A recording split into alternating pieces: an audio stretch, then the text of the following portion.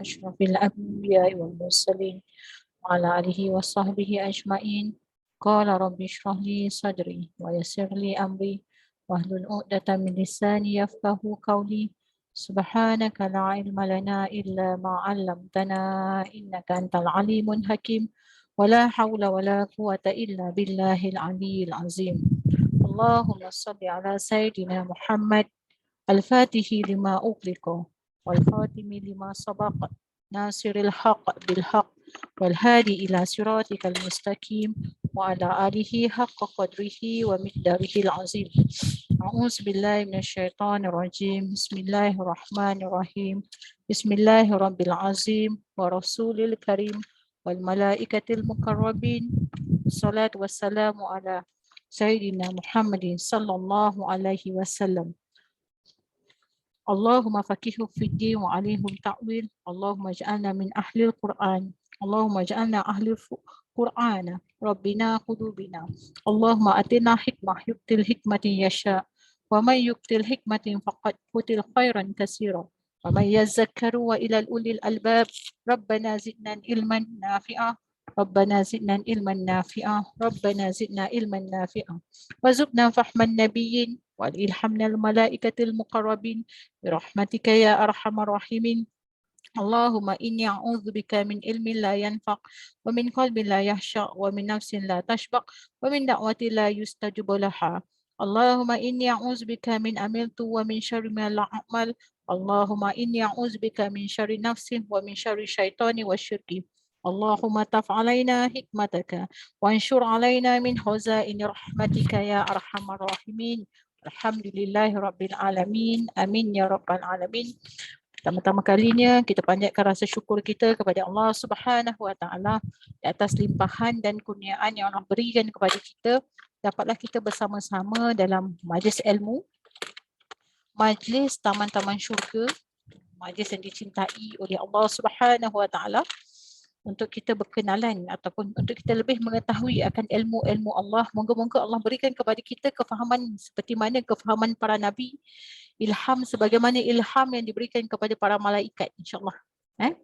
Alhamdulillah, hari ini bersama-sama kita kat Norifah, lama tak jumpa.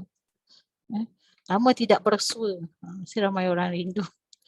Okey, alhamdulillah hari ini kita akan masuk pada murajaah kitab yang sama, Allah Syariat dan Hakikat, suatu penghuraian pada muka surat 33. Kalau saya salah tolong betulkan, betul tak? Muka surat 33.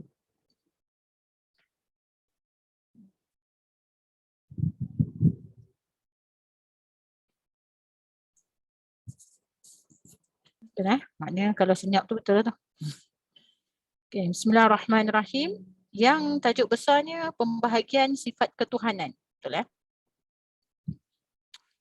Adapun sifat ketuhanan dibahagikan kepada dua bahagian, iaitu kita tengok yang bawah tu sifat istighna dengan sifat iftikar. Istighna dengan iftikar, dua sifat. Satu sifat Allah dia bercabang kepada dua sifat. Yang belah kiri kitab ini yang membawa maksud ialah memegang sifat yang maha kaya. Dalam maha kaya dia itu pula dia menjelaskan ada 11 sifat ataupun 11 lagi kategori sifat istighna Allah itu.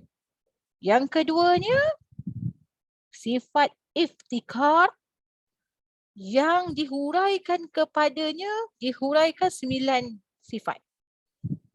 Kalau kita tengok pada atasnya itu sifat ketuhanan ini lebih kepada lafaz illah.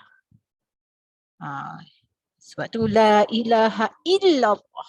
Itulah sifat-sifat ketuhanan. Apakah sifat-sifat ketuhanan? Sifat-sifat uluhiyah, rububiyah, sifat Allah. Kita tengok bahagian kiri itu yang dipanggil sifat istighna yang membawa maksud kaya. Nama Allah ni kaya ni adalah Al-Ghani, Al-Mughni. Al-Ghani membawa maksud yang maha kaya, Al-Mughni membawa maksud yang maha mengkayakan. Makanya kalau sifat Allah ini maha kaya, sifat kita apa? Apakah sifat kita? Adakah kita setara ataupun kita lebih ataupun bagaimana? Kita bersifat fakir.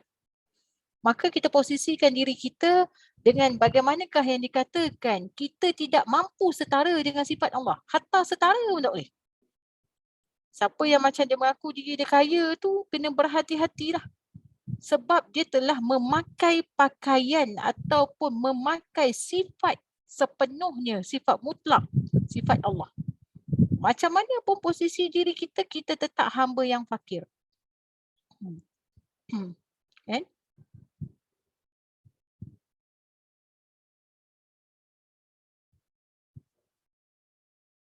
Kemudian kita tengok, apakah maksud kita belah, saya hurai dulu insyaAllah kita musyaqqah ataupun kita murajaah belah-belah kiri ni dulu. Kita bersama-sama untuk kita fahami. Kalau ada nak penambahbaikan kan, atau ada yang nak huraikan dengan lebih lanjut, okey bolehlah kita berkongsi sama-sama. Maknanya kita kat sini kita panggil, kita murajaah. Maknanya murajaah ini kita mengulang kaji. Sebab ramai yang dah habis kitab ni sebenarnya. Bila kita tengok yang belah kiri, dia memegang nama dialah Allah yang maha kaya. Bila Allah ini yang maha kaya, bermaksud dia ini tidak ada apa-apa hajat pun. Yang berhajat tu siapa? Posisikan pula diri kita. Kitalah berhajat kepada Allah. Allah ini tidak ada apa-apa hajat pun. Maknanya dia ciptakan, menciptakan 7 petala langit dan bumi ini bukanlah ada hajat sesuatu. Dia menciptakan kita ni bukanlah dia ada hajat sesuatu. Tak ada hajat pun. Kitalah berhajat terhadap dia. Dia ciptakan kita hanya untuk kita jadi tunduk dan taat kepada dia. Allah menciptakan jin dan manusia di atas muka bumi ini hanyalah untuk menjadi khalifah. Apakah tugasan khalifah? Menyampaikan, memperkenalkan, mengenal siapakah Allah, siapakah Rasulullah. Ini tugas khalifah. Sampai akhir hayat kita ini je lah tugas kita.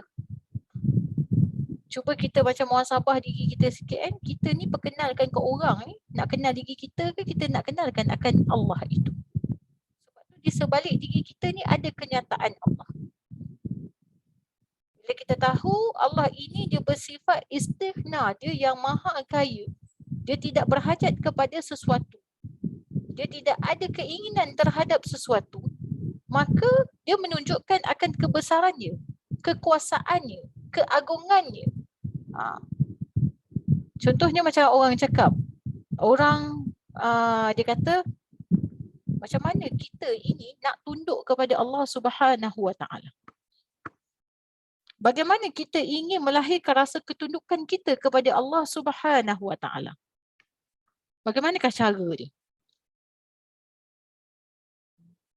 Cara dia yang pertama adalah kita kena kenal siapakah dia. Baru kita tahu siapa dia sehingga kita mampu tunduk. Kita tidak mampu tunduk kepada Allah selagi mana kita tidak merasai kebesaran, keagungan, ketakziman Allah Subhanahu Wa Taala. Sebab tu ada orang yang dia boleh tunduk kepada Allah, ada orang dia tak boleh. Ada orang dia boleh mengaku pula dialah yang kaya. Cara ni bagaimana? Saya kalau tak buat macam ni, saya tak akan berjaya ni. Itu antara sifat-sifat kesyirikan yang mula menanah dekat dalam diri. Sebab tu kita ni dipanggil asbab musabab je. Kita tengok belah bawah dia tu. Kenapa Allah ini bersifat istighna? Bersifat dia maha kaya. Bersifat dia tidak berhajat. Maka Allah ni dia cakap apa? Aku ini wujud. Wujudnya tanpa ada apa-apa yang mewujudkan dia. Yang kita panggil kalau macam dulu tu, kita panggil wahdatul wujud. Dia berdiri dengan sendiri. Tak ada orang ciptakan dia. Kita ni ada penciptaan. Kita perlukan sesuatu. Allah itu wujud bermaksud bila mana Allah tidak ada sifat istighna ni tadi. Kalau kita kata Allah ni tak ada sifat yang maha kaya, bermakna Allah ini berhajat pada sesuatu yang lain. Macam kita lah. Kalau Allah tak ada sifat mutlak, sifat kaya, Allah ini bersifat lemah. Dia berhajat kepada sesuatu bagi membantu dia, menunjukkan akan keagungan Allah. Maka apa yang perlu Allah buat? Allah perlu mencari wasilah lain untuk sifat istighna. Macam kita. Kita nak kaya, kita kena ada usaha. Kita kena ada legasi. Contoh, kalau keturunan kita kaya, kayalah kita. Ada asbab musabab. Tetapi Allah ni tidak ada. Dia berdiri dengan sendiri. Dia tidak perlu diwujudkan. Dia wujud dengan sendiri. Kita berzikir ke tak berzikir, Allah itu tetap hebat. Kita ni solat ke tak solat, taat ke tak taat, Allah itu tetap berdiri dengan sendiri. Sebab tu dia kata, aku adalah wujud. Dia maha kaya. Dan dia tidak berhajat kepada sesuatu untuk mewujudkan dia. Kita ni berhajat jugalah. Nak mencipta sesuatu. Katakanlah kita nak buat kuih, kita kena ada tepung. Lepas kuih apa nak buat? Kuih baulu. Takkan ada tepung lah. Tak boleh juga. Kena ada telur. Lepas tu apa lagi kita kena ada? Kita kena ada pemukul tu. Tapi Allah kalau dia kata aku nak baulu, dia tak perlu pun semua pemukul ke apa ke, datanglah baulu. Wujudnya dengan sendiri. Itu sifat Allah. Sehingga kita kata, ya Allah, aku ni diwujudkan olehmu, ya Allah. Kalau Allah tak mewujudkan diri kita, kita tak ada ni. Kita hari ni duduk dekat dalam kelas ni pun sebab Allah berkehendak kita ada dalam kelas. Kalau Allah tak nak, Allah bagi je kita segala. Orang kata musyakkah lain, halangan-halangan lain. Allah bagi je kat kita. Allah bagi je, tembak kat kita ni sifat malas je, cukup. Allah tembak je kat kita dengan kesibukan dunia. Itu tanda Allah tak nak dengan kita. Sebab tu kita ni belajar ni sebab kita nak mengenali siapakah Allah. Bila kita kenal, kita kagum, kita rasa Allah ni maha hebat, maka berlakulah ketundukan tersebut kepada Allah Subhanahu Wa Taala. Sebab itu kalau kita tengok malaikat ini dia tunduk pada Allah. Sebab apa? Dia tahu kebesaran Allah. Sebab tu dia menangis. Kita ni tahu tapi buat-buat tak tahu. Kan? Maksudnya adalah khilaf. Ada masih lagi kita panggil halangan-halangan diri kita. Kemudian dia bersifat kidam. Kidam ni maknanya kidam, baqaq, muhalafatu lil hawadis. Ni semua sifat 20 lagi ni lah. Yang kita kena belajar. 11 campur 9. Dia bersifat istighna, ada 11 sifat. Dia bersifat iftikar, ada 9. Tak habis lagi kita dalam kitab sifat 20. Maka kita tengok dialah yang bersifat baqaq. Baqaq ini maksudnya dia tidak perlu adakan sesuatu. Tak ada apa pun yang boleh mencipta dia. Dia kekal. Baqaq, kekal. Dia tak perlu pencipta. Kita perlu pencipta. Nak ada anak tak boleh je kita kata, oh abang nak ada anak pun keluar baby. Tak boleh. Dia ada proses.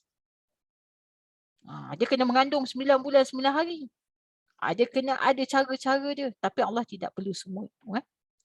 Dia dan juga kidam, dia bersifat baqaq, kekal, iaitu dia Allah ini bersifat independent. Dia bersifat diri dengan sendiri. Tapi kenapa ada malaikat? Kenapa ada orang kata benda-benda yang mengatur alam ini? Sebenarnya Allah boleh buat.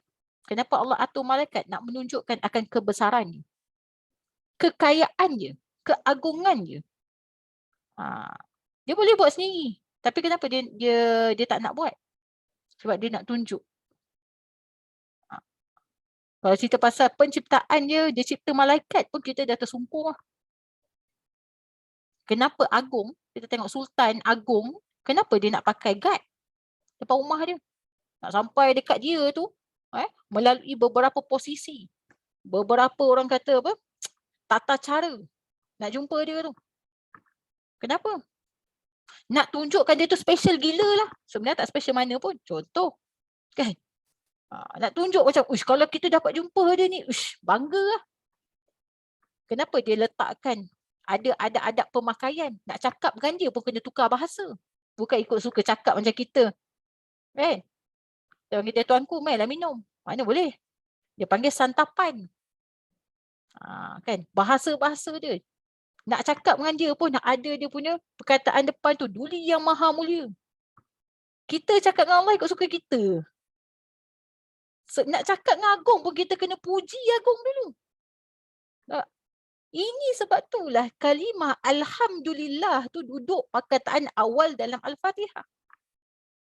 Apa-apa permintaan puji dulu. Baru dapat. Itu nak menunjukkan bahawa Allah ini dia bersifat diri dengan sendiri. Dia tak perlukan semua ni. Dia tidak perlu yang lain untuk membinasakan dia. Contoh macam kita kalau pintu rumah tak tutup ni, perompak masuk. Macam itulah ada sesuatu yang membinasakan kita. Kalau Agung dia tak pakai guard kat depan tu dah lama dia kena bunuh. Contoh. Tapi dia tak perlu. Allah ini tidak perlu pun semuanya itu. Menunjukkan dia tu baqa, kekal. Muhalafatu lil hawadis. Menunjukkan Tuhan ini terkaya daripada segala-galanya. Dia tak berhajat pada masa, dia tidak berhajat pada tempat, dia tidak berhajat kepada sifat, dia tidak berhajat pada arah, dia tidak berhajat pada ruang, dia tak ada hajat pun. Kalau kita ni nak juga tahu, ni kuliah ni berapa masa jam ni? Masih lagi kita. Berapa banyak ruang kita nak pakai ni? Kat tempat mana? Masih lagi. Tapi Allah tak perlu pun. Kalaulah ada sesuatu yang boleh kita aturkan kepada diri atau posisikan makhluk itu melebihi Allah, maknanya Allah ini bersifat lemah. Sebab tu kita kena jaga ni mulut kita ni. Macam mana nak jaga mulut? Ustazah, macam semalam ada soalan. Ustazah, macam mana kita ni, kita dah biasa cakap lepas. Kita dah biasa cakap benda-benda yang macam je lah. Dia bagi contoh macam dia bagi contoh pada saya orang Melaka. Dia kata, orang Melaka ni Ustazah, ayat dia macam dia panggil Hawa tu biasa tau. Hawa betul lah kau. Hawa tu apa? Macam ibarat celaka kau. Macam tu lah. Tapi bagi mereka, kata-kata itu macam kata-kata biasa.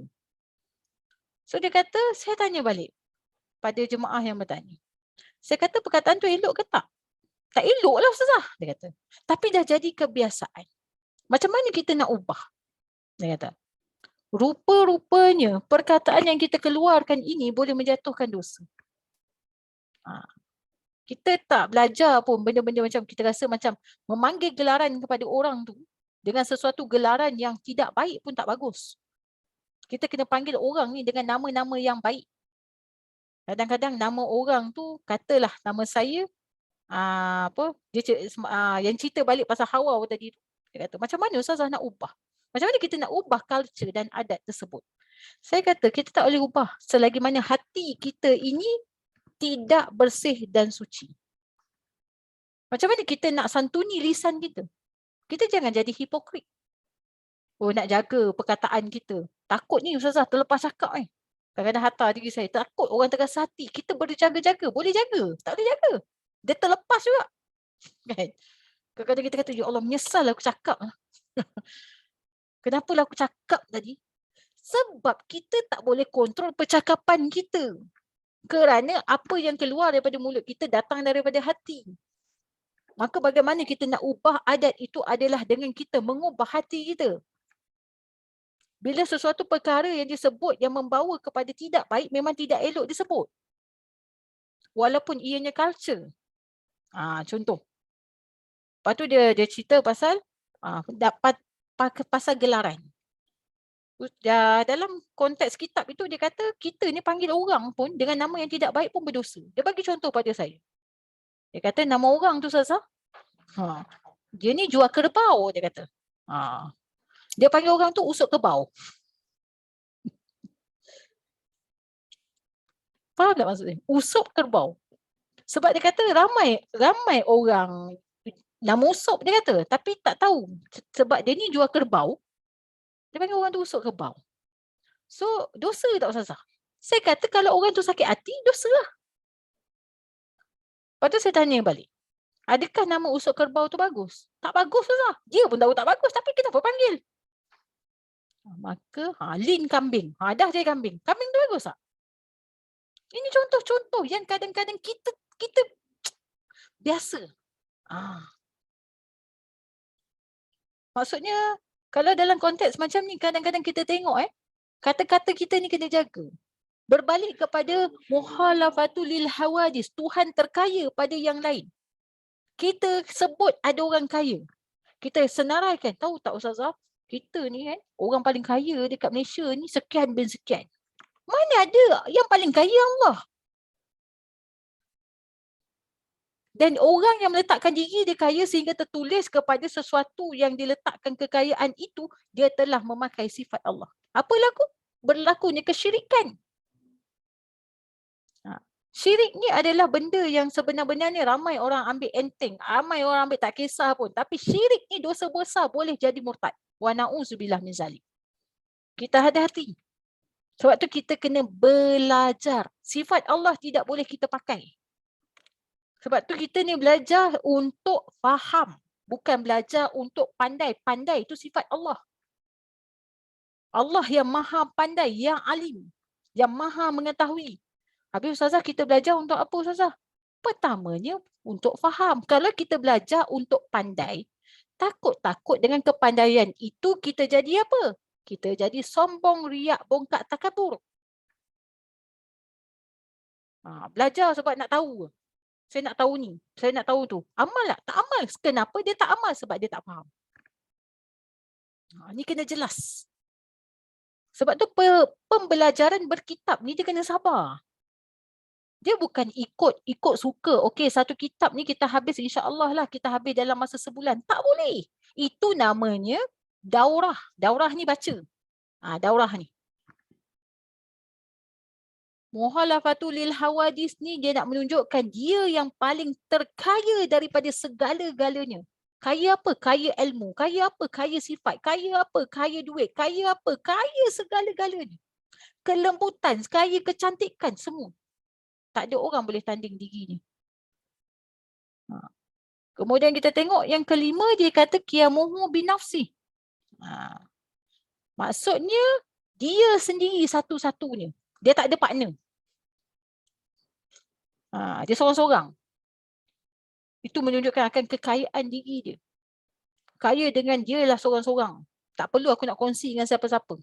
Tak perlu aku nak minta pertolongan siapa-siapa. Tak perlu semuanya itu.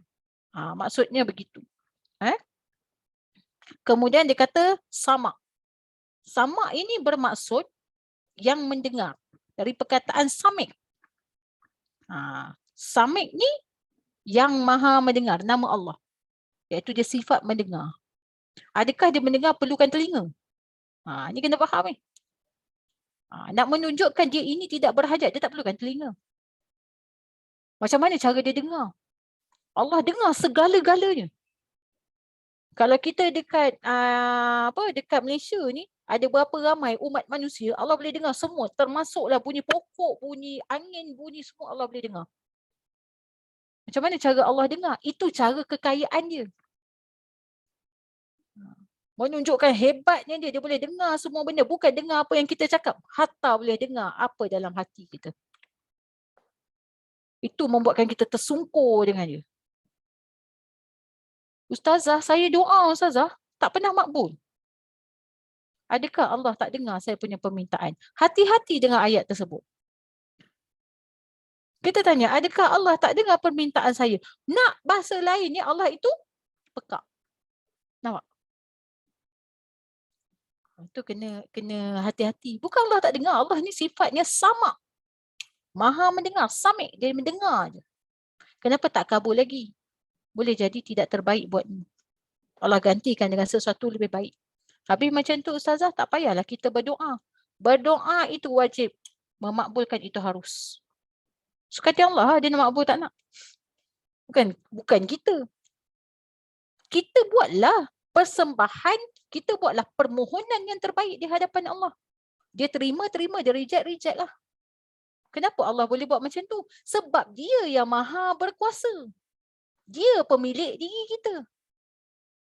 Tu nak cerita tu. Kita punya makan pun dia bagi. Kita punya kehidupan punya bagi, masa semua dia bagi. Lepas tu kita pula nak buat permohonan tu pun dapat. Macam tu kita lah Tuhan. Tak? Ini ramai orang tak reda dengan takdir. Dia menyalahkan. Menyalahkan Allah, dia tak salah Allah, dia akan salahkan keadaan. Kalaulah, itu ayat dia.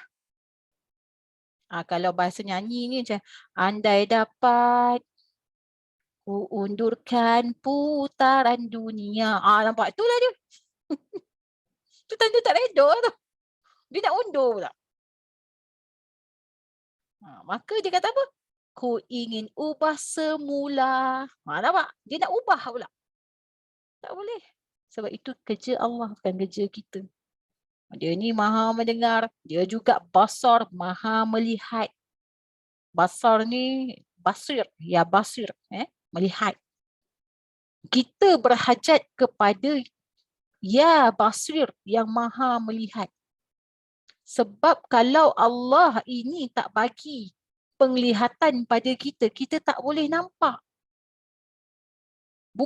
Kita bukan berhajat pada mata, kita berhajat pada penglihatan.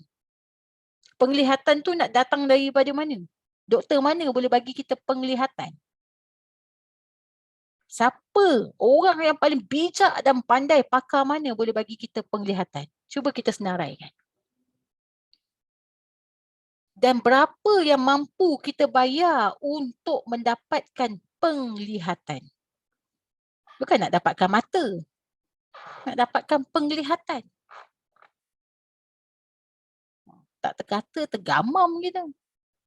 Tergamam tercengang faham ke, tergamam tercengang tak faham ke, ataupun tergamam langsung tak dengar. Tak tahu mana satu macam. Memang kita kalau belajar sifat Allah ni memang jadinya tergamam. Tersentak. Kena ada perasaan tu. Kena ada naluri itu. Kan? Kita berhajat pada penglihatan. Bukan kita berhajat pada mata. Ada orang ramai, hampir semua umat manusia ada mata tetapi matanya buta. Bukan buta tak nampak tetapi buta mata hati. Wa na'udzubillah min zalik. Buta. Buta dengan kebenaran. Hari ini kita di fasa iaitu ramai orang buta dan pekak. Bukan pekak tak dengar, bukan buta tak nampak.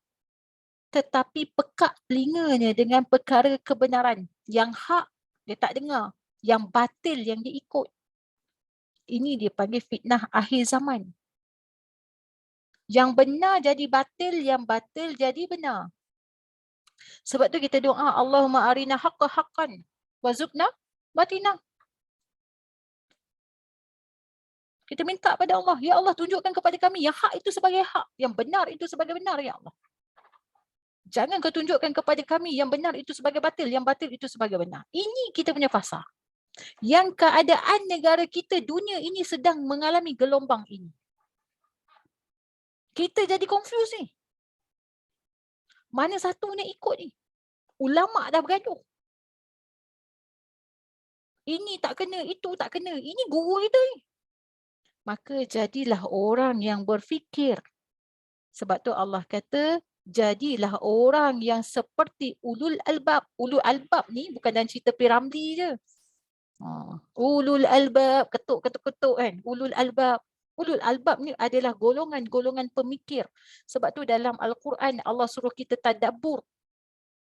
Afala yatadabbarun. Berfikirlah, tadaburlah engkau. Sebab dengan kita berfikir tadi itu menjadikan kita ini bijak. Bukan pandai. Kita ni bukan kurang pandai, kita kurang bijak. Orang ramai pandai. Pandai ramai, bijak kurang. Maka dengan kebijakan tadi itu Allah kata kau fikir lah. Allah suruh kita fikir. Fikir yang bagaimana? Ini kita duk nak mikir ni. Macam mana ni? Maka kita ni, saya cerita sikit tentang keadaan sekarang. Saya mengalami satu fasa gelombang kan. Saya dah confused lah. Saya nak ikut siapa? Sampai macam tu lah. Guru ni kadang-kadang ada fitnah ni. Ada guru ni, mana satu nak ikut ni? Kita pun tak tahu. Bukan kerja kita.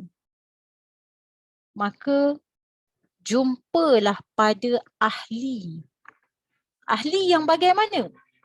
Dekat Malaysia ni, dia ada barisan ahli syariah, panel syariah, ahli fatwa. Kita kena jumpa dia untuk dapatkan jawapan. Bukan pukul rata. Ataupun bukannya kita ni duk sebar. Orang sebar, kita sebar. Orang sebar, kita faham, kita ambil, kita bulat, kita gulung dalam diri kita. Sebab itu kalau kita tengok belajar betul-betul tentang hadis ni pun, dia jatuh kepada 3 hadis. Kita takut-takut hadis yang lemah ni, yang dia kata kita amal bid'ah ni, kita tolak ni, ini hadis yang kuat, kita tak tahu. Sebab tu ahli fatwa punya kerja pening.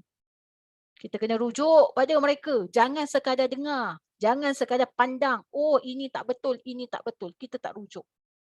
Kita kena rujuk. Kita kena tanya, kenapa jadi macam ni?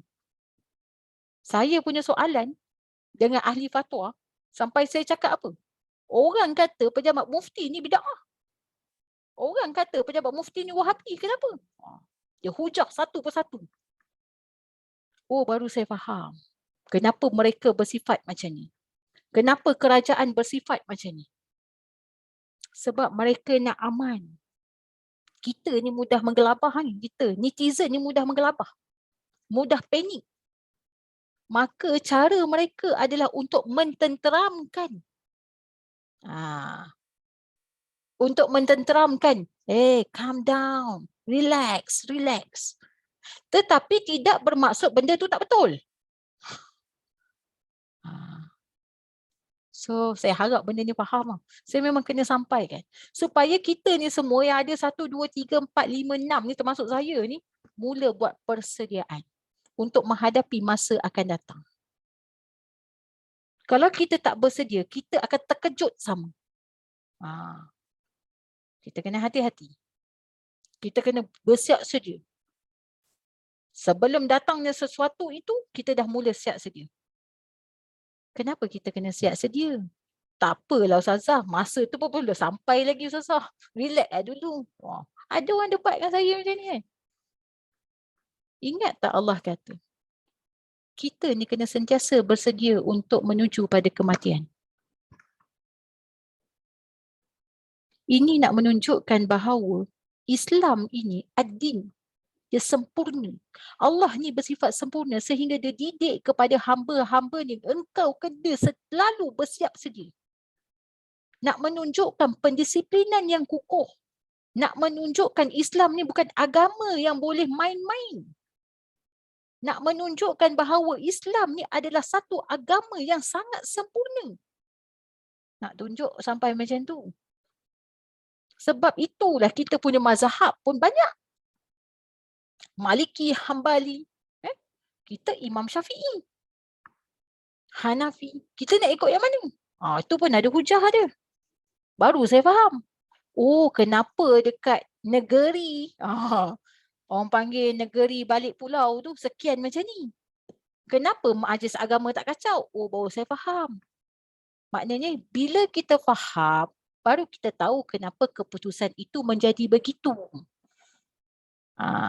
Ini nak cerita tentang samak dan basar. Hari ni ramai orang ada mata tapi matanya buta. Dia kerja nak ambil enteng. Apa dia dapat, itu dia sapu. Contoh, andai kata saya satu hari difitnah. Sampailah pada Kak Narifah, Kak Hani, Kak Normawati yang Ain sampai. Saya difitnah. Semua ambil bulat je. Betul lah ni. Tanpa kaji. Nak tabayun dengan saya jauh sekali. Tabayun apa? Maknanya jumpa. Tanya Ustazah kenapa jadi gini? Tak ada. Ramai tak orang lagi ni? Ramai. Orang burukkan guru kita kan? Oh gini. Oh kita pun, yelah kot. Kita tak tabayun dengan guru kita. Kat mana silap ni? Kenapa jadi begini? Kenapa jadi begitu? Dan bagi orang-orang yang beriman ni, dia tidak akan melebih-lebih dalam protect diri dia. Ini sifat mereka. Mereka lebih kepada bersifat harmoni. Tu kita kata kenapa tuan guru kita tak backup diri dia kalau dia betul. Mereka bukan cari jalan pendebatan. Itu kan jalan dia. Maknanya hari ni nak cerita tentang pandangan dan juga telinga, kita minta pada Allah, bagi telinga ini dengar yang bermanfaat. Tapis dulu, tapis. Jangan ikut pukul rata. Contohlah tiba-tiba ada orang PM lah seorang-seorang yang ada kat sini. Dia kata Ustazah Aisyah tu penipu. Contoh. Penipu kenapa? Contohlah dia katakan, yalah sebenarnya dia kutip-kutip dana tu untuk diri dia tak sampai pun. Tapi percaya. Tak ada seorang tabayun dengan saya. Siapa yang dosa? Saya berdosa ke? Penyampai tu berdosa ke? Penerima berdosa? Sebab itu dalam dipanggil hukuman ghibah, mengumpat. Yang tak mengumpat tetapi dia percaya sama je dosa dia. Wa na'udzubillah min zalik. Tu kita kena hati-hati. Kita ni gelombang ni dah sampai dah pun. Kita pun tak tahu contoh kita pun tak tahu ni. Kita punya kementerian ni okey ke tak ni? Ulama kita ni betul ke tak ni? Macam-macam kita dengar. Sampai kita jadi confused. Maka kembalilah kepada Al-Quran dan hadis. Dekat Al-Quran ada jawapannya. Tapi Ustazah, baca Al-Quran pun tak faham. Kena ada guru. Kalau kita tak ada guru, iblis lah guru kita. Maka kita tengok Allah ini dia akan memang sifat maha mendengar. Cara dia bagaimana? Dia ni maha mendengar suka hati dia. Dia nak bagi kita dengar ke tak kebenaran atau kebatilan suka hati dia. Itu sifat dia. Pada tahap hari ini. Bukan sebab kita pekak. Tetapi adakah kebenaran itu sampai di telinga kita, sampai ataupun tidak, itu pilihan Allah. Ini ujian akhir zaman. Sebab tu kita kena sentiasa berdoa. Kita berhajat kepada dia. Kadang-kadang kita takut kebenaran itu sampai, tetapi kita tak percaya. Itu pun risau. Taklah Ustazah. Dia pula argue dengan kita. Contoh. Ini kena faham betul-betul. Sebab itulah, tadi saya borak dengan siapa, saya cakap pasal kipas kitab ni. Saya kata saya memanglah tak ada masa, saya kata okey kitab ni habis bila tak ada. Kupas kitab ni kena sabar. Bukan kata mendengar je sabar, yang menyampai pun sabar. Kalau ikutkan saya dah habiskanlah kitab malam ni juga. Boleh buka kitab baru mungkin. Kan? Tambah pula kita terlalu ramai. Itu lagilah mencabar diri saya. Untuk meneruskan. Tetapi apabila kita ni, kita panggil murajaah ni, banyak Allah bagi kepada saya khususnya kefahaman. Dan kefahaman yang saya dapat tidak sama seperti jemaah dapat. Mungkin jemaah dapat lebih hebat daripada saya. Dia pun cerita. Contoh Kak Norifah kejap lagi cerita dengan suaminya. Contoh kan. Abang tahu tak? Sebenarnya saya tak sampaikan part tu. Tapi dia dapat kefahaman yang lebih. Itulah Allah. Kalau saya kata, okey, hurai kejap lagi seorang-seorang. Yang ini cerita wujud macam ni. Saya tak cerita wujud macam tu. Maknanya, benda tu makin hebat. Nak dapat exactly sama, sukarlah. Sebab yang memberi kefahaman itu bukan saya. Tetapi itulah kerja Allah. Kita tengok lagi nombor 8, kalam. Kalam ni apa?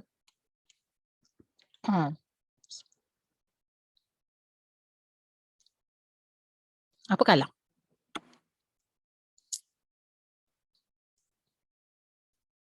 Bercakap. Kata-kata. Ya. Macam mana cara Allah berkata? Cakap dengan Wahyu lah kot. Wahyu lah kot. Wahyu lah kot. Macam mana cara Allah bercakap? Dengan wahyu ke Al-Quran ke macam tu lah kot. Al-Quran. Sebab tu kalam. Kalau hari ni nak kata Kak Ani dapat wahyu confirm orang kata sesat ni. Maknanya cara Allah, kalau hari ni kita banyak panggil ilham. Hari ni tak boleh berguna perkataan wahyu. Seram. Kak Ani tiba-tiba belajar bahasa kalam kan. Macam mana dapat Allah bercakap? Saya malah tadi dapat wahyu. Wahyu ni untuk siapa? Para Nabi. Untuk Nabi. Ya, para Nabi. Para Nabi, para Rasul. Maka macam mana cara Allah bercakap dengan kita? Melalui kalam ni. Kalam. Kalam Allah. Melalui bacaan-bacaan kita. Melalui idea yang terlintas dalam kepala otak kita ni. Itulah cara Allah mula berbicara. Kadang-kadang dalam doa. Selalunya berlaku dalam doa dan munajat. Ataupun dalam keadaan kita sedang memuhasabah diri. Sebab tu saya suka munajat bila ramai-ramai. Tak maaflah kalau munajat saya panjang. Kita start dia, lepas tu dia macam bercakap. Sebab kita tak fikir pun masa tu. Dia sendiri datang. Sebab tu jangan tanya skrip. Daripada mana skrip tu datang? Tak ada skrip pun. Tak terfikir pun kepala otak kita. Kadang-kadang dia menjawab pelbagai persoalan. Cara Allah bercakap ni, kan? Mungkin cara dia melalui kita dengar kuliah-kuliah agama. Kita faham, inilah dia. Inilah yang aku cari dulu. Ini masalah aku ni. Kan kita macam tersentak sekejap. Itu cara kalam. Kalam lah. Kalam ni daripada tulisan. Sebab itulah ilmu dengan pena tak boleh pisah. Siapa tak ada pena, macam mana nak ikat ilmu? Kalau tak, Al-Quran tidak akan dicatat. Kita bukan bangsa seperti keturunan Nabi Muhammad sallallahu alaihi wasallam. Kita bukan seperti Abu Bakar As-Siddiq, Umar Al-Khattab. Kita bukan seperti Anas bin Malik, Aisyah radhiyallahu. Dia orang tu dengar dia zoom masuk, tak payah tulis. Tetapi setelah wafatnya baginda Rasulullah sallallahu alaihi wasallam, ketika itulah Al-Quranul Karim baru mula ditulis, dicatat dengan tulisan. Sebab tu kena ikat ilmu dengan tulis. Tulislah sebanyak mana pun nak tulis. Sebab tu kena tengok nota macam mana gaya. Kan? Kadang-kadang kita sendiri pun tak faham apa kita tulis.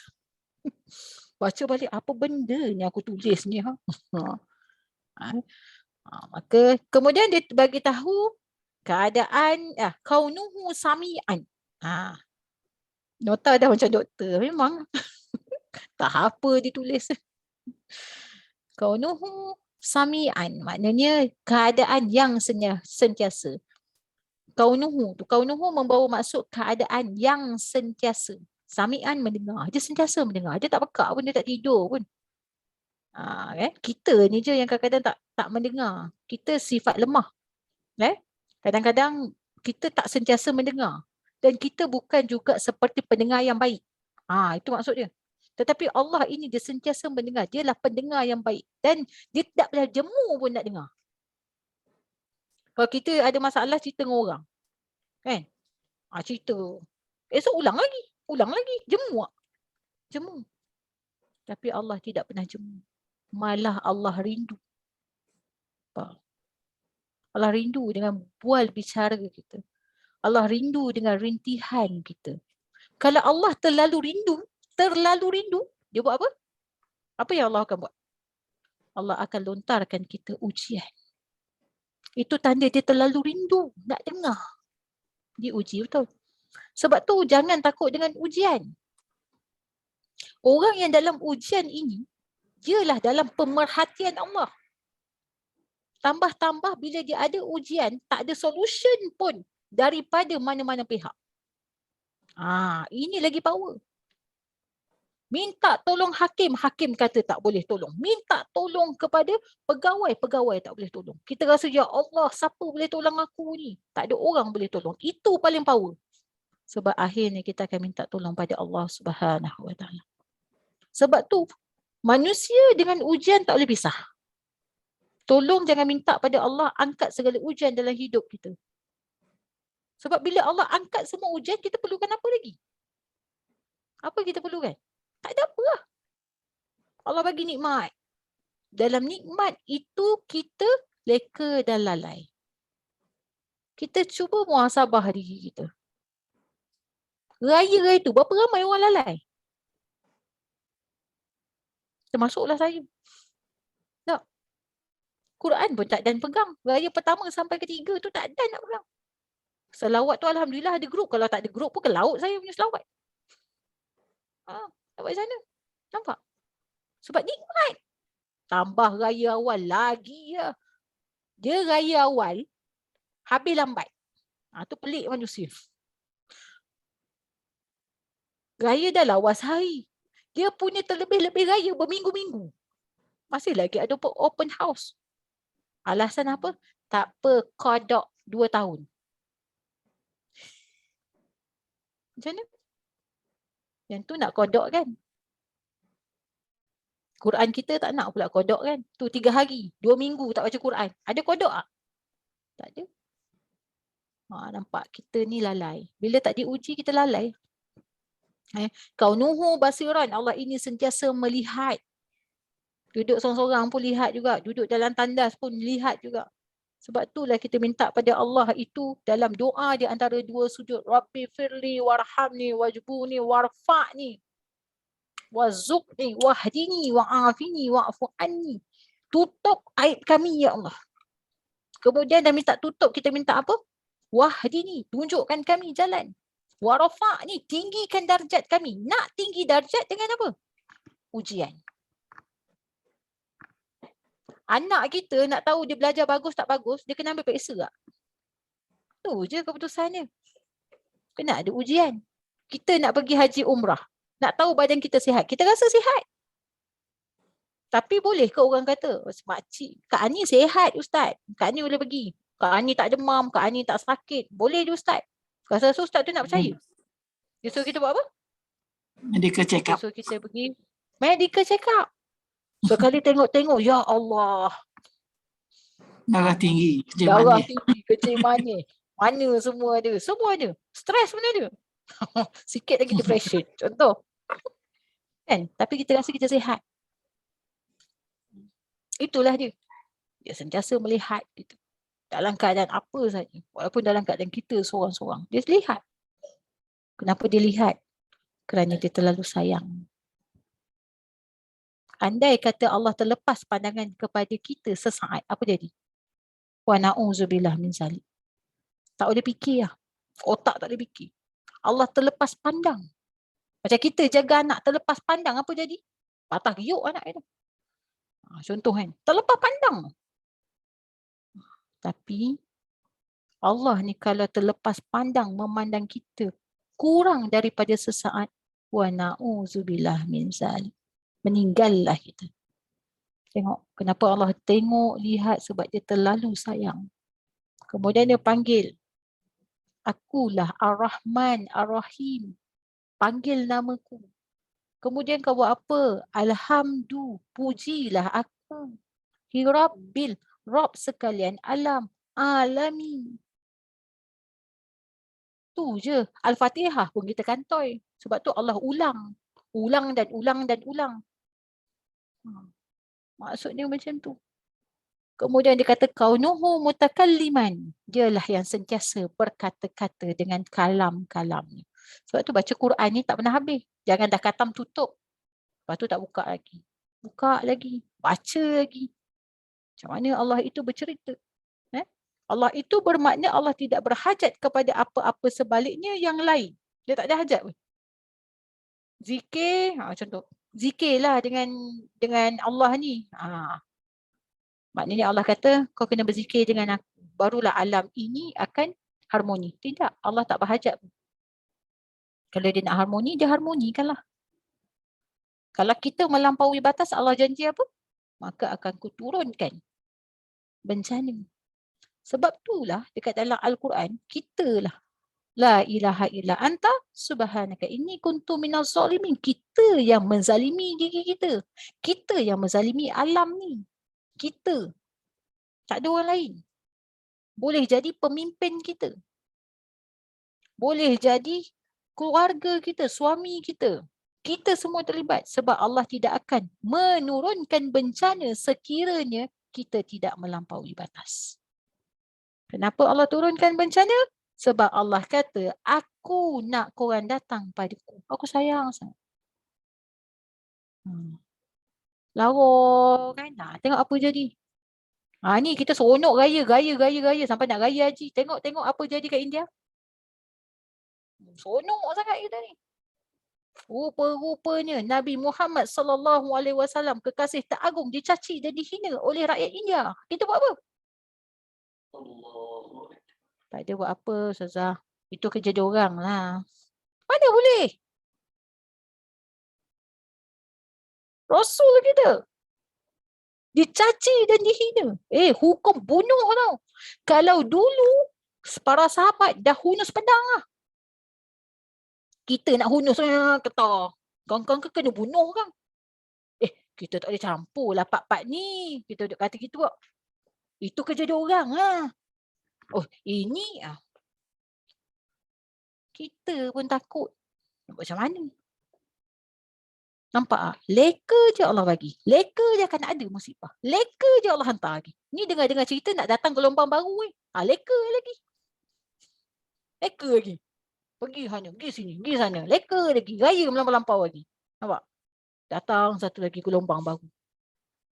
Memanglah tak kira lah itu manusia buat ke, dicipta ke, tak kisahlah. Tetapi siapa bagi izin? Allah Subhanahu Wa Taala. Kenapa kadang-kadang kita tengok banjir sana, banjir sini. Yang kelakar Kuala Lumpur banjir. Memang nak gelak laju-laju. Kenapa banjir? Sistem apa? Pemparitan. Renovate sana. Orang kata korek sana, korek sini. Selagi boleh naik. Sistem pempalitan sudah tertutup. Air mau pergi mana? Naiklah. Lepas tu nak salahkan siapa? Allah salah. Itulah cara apabila kita melakukan kebinasaan di atas muka bumi ini, akhirnya kena balik pada kita. Kenapa kita lakukan kebinasaan? Kerana kita tamak. Tu je. Hari ni ramai orang tamak. Apa-apa nak buat, apa dia punya comeback tu.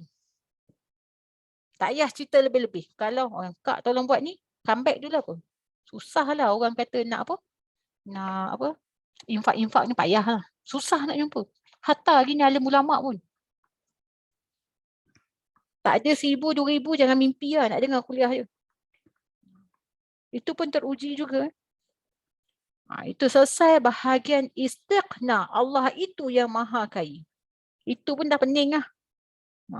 Kita masuk kepada sifat iftikar. Belah kanan.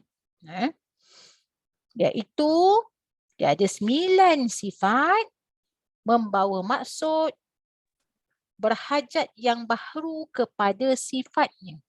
Maknanya makhluk itu berhajat kepada Allah Subhanahu Wa Taala. Wahdahlan.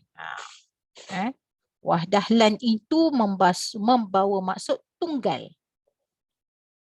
Satu-satu. Macam mana kita nak baca dengan ayatul Quran tu, kita tengok maknanya Allah ini bersifat tunggal. Surah yang betul-betul membawa tauhid yang benar adalah surah Al-Ikhlas. Qul huwallahu ahad. Allah itu satu-satunya. Allahus samad. Tempat pergantungan. Maka bila Allah dia cakap aku ini bersifat tunggal, next dia katakan apa? Allahus samad. Kau bergantunglah pada aku. Maksudnya macam tu. Akulah tempat pergantunganmu. Ni kita tahu Allah itu tunggal, bergantung kat tempat lain. Bergantung kepada dahan-dahan yang rapuh. Maknanya kalau kita pergantungan hidup kita ni selain daripada Allah, ianya bersifat rapuh. Dia bersifat tidak ada kuasa. Contoh, saya bagi contoh benda mudah. Contoh kita ni ada insurans. Ada insurans, kita ambil insurans. Tak apa lah Ustazah kalau sakit insurans cover. Rasa okey bayar insurans. Memang boleh bayar. Yang kita bayar itu dia panggil perlindungan. perlindungan yang bagaimana? Adakah dia boleh bagi kepada kita perlindungan yang hakiki? Tak boleh. Adakah dia boleh bagi kembali balik pada kita kesihatan yang baru? Pun tak boleh. Patut kita bayar. Kita sebenarnya, kita ambil insurans tu sebab kita takut sakit. Satu. Yang keduanya, kita ambil insurans tu sebab kita nak masuk hospital bagus. Tu je. Betul tak? Ada tak orang ambil insurans lepas tu dia kata tak apalah, saya nak masuk hospital kerajaan je. Jadi kita duduk fikir. Lepas tu orang jual insurans dia cerita apa? Kalau hari pertama sakit dapat sekian duit. Hari kedua sakit dapat sekian duit. Kemudian operation segini duit. Ada tak dia ajar kita bergantung pada Allah? Tak ada. Maka kita bergantung pada sesuatu yang rapuh. Ibarat seperti pernah tengok cobweb. Spider cobweb tu. Cantik dia buat pakai air dia cantik. Tapi boleh tak kita bergantung? Sekali kita tarik habis jatuh. Itulah seperti bila kita ini tidak bergantung kepada Allah Subhanahu Wa Taala, selain daripada Allah, semuanya rapuh. Tapi kalau Allah sayang, Allah bagi lah. Kalau Allah tak sayang, Allah tak bagi. Kadang-kadang kita bergantung pada suami kita. Kan? Gantung pada suami, tak ada masalah. Macam suami kita tu tidak akan pergi meninggalkan kita. Kita kena bersiap sedia untuk perginya orang yang tersayang dalam hidup kita. Ini dipanggil wahdaniyah. Ini kalau kita selalu dengar lagu wahdaniyah, kudrat, iradat, ilmun, hayat, sama, basar. Biasa. Kenapa Allah ini dia bersifat wahdaniyah? Dia nak bagi tahu kepada kita bahawa kita berhajat kepada dia. Dia nak cakap akulah satu-satunya Allah yang ada. Maka kau tak ada pilihan. Aku ni tunggal. Makna macam mana pun baliklah pada aku. Contoh macam itulah. Kau tak ada pilihan. Kau tidak ada pun aku tidak berbilang-bilang. Contoh macam India punya Tuhan dia ada banyak. Sebab tu dia ada Tuhan ada banyak tangan. Dia ada boleh pilih. Ikut suka dia lah. Kita tak ada. Buat jahat Allah ini juga yang hukum, buat baik Allah ini juga yang bagi. Satu-satunya. Siapa lagi kita bergantung? Dia lah satu-satunya. Tak ada orang lain lah. Nak mohon dengan siapa? Dengan dia lah. Ahadun ahad. Kemudian kita tengok yang kedua, dia lah bersifat kudrat. Kuasa. Kenapa kita nak? Bila dia kata dia maha berkuasa, kita ni berhajat kepada kekuasaan Allah, menunjukkan kita yang lemah.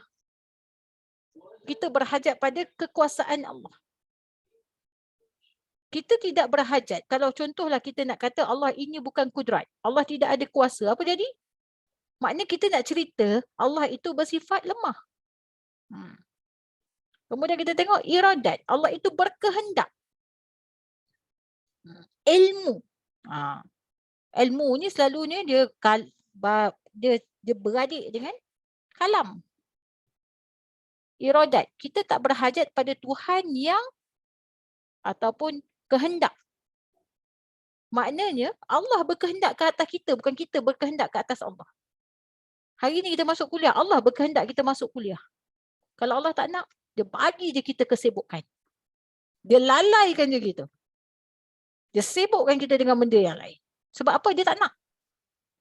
Maka sebab tu kita minta pada Allah. Ya Allah, ya Tuhan kami.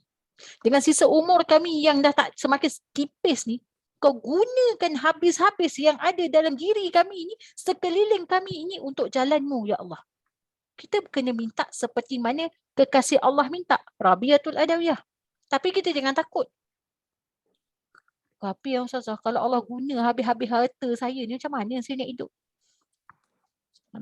Kita kadang-kadang kita takut. Nak sedekah pun takut. Takut habis. Kenapa kita takut habis? Sebab kita bukan pemurah. orang yang suka memberi ni dia bersifat pemurah. Bukan je sebab dia kaya. Tak, orang kaya lah paling tak pemurah. Dia takut duit dia habis. Dia takut berkawan dengan orang. Kenapa? Dia takut orang ambil kesempatan atas diri dia. Sebab dia bersifat fakir. Sebab tu kita kena kejar kepada kita ini kena bersifat kaya. Kaya apa? Kaya jiwa. Walaupun kita tidak ada apa-apa. Kita kena bersifat pemurah. Kemudian barulah masuk kepada rahim. Pemurah itu adalah Allah bagi sebanyak-banyaknya, unlimited. Tetapi bila masuk kepada rahim, Allah pilih kepada kualiti yang bagus. Sebab tu pemurah Allah ni dia bagi pada semua. Bila masuk part rahim, Allah bagi pada orang beriman. Kenapa? Ada dua beza.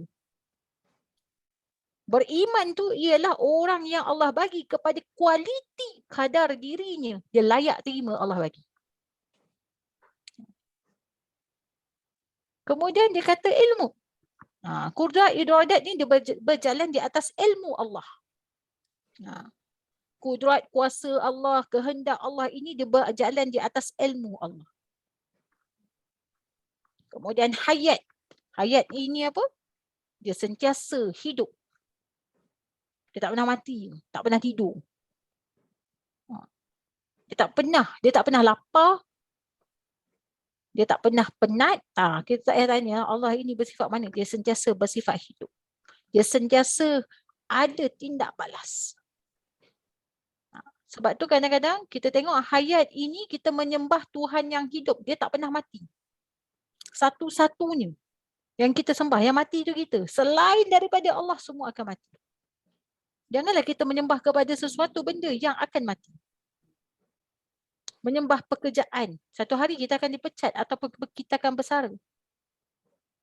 Menyembah kepada sesuatu yang kita rasa ianya penting dalam hidup kita. Kepakaran kita. Satu hari kita akan nyanyuk dan hilang.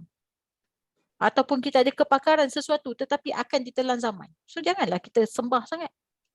Sembah ni adalah banyak kita habiskan masa ke atas jalan ni.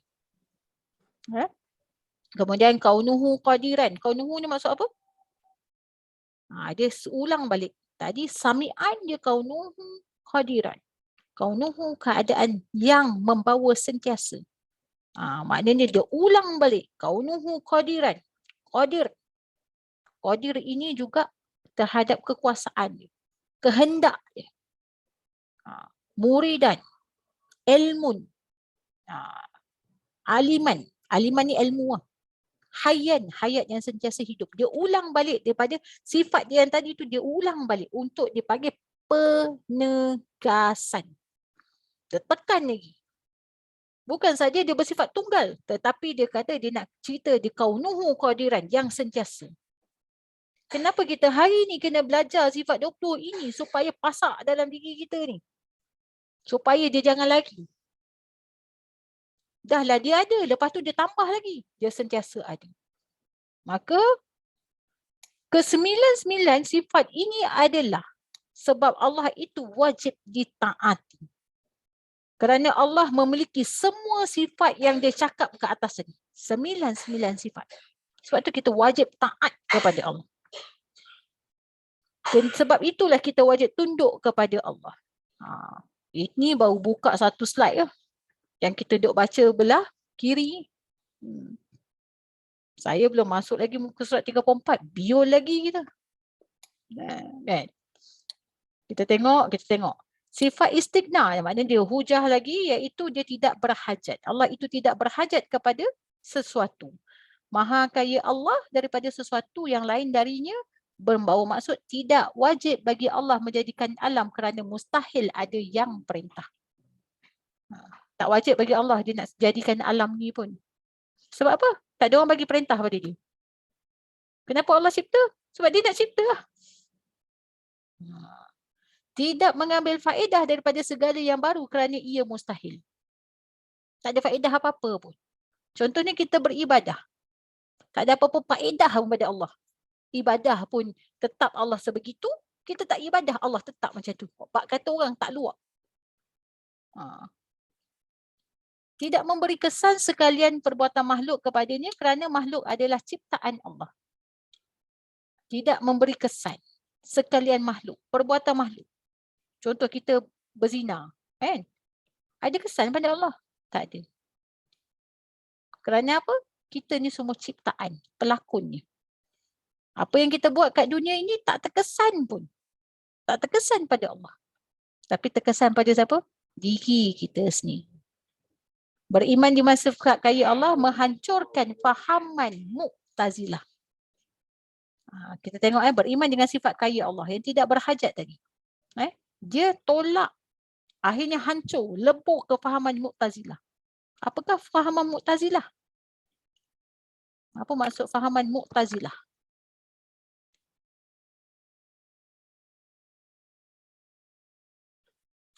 Siapa tahu? Takut-takut kita pun dekat fahaman ni. Tak ada orang tahu.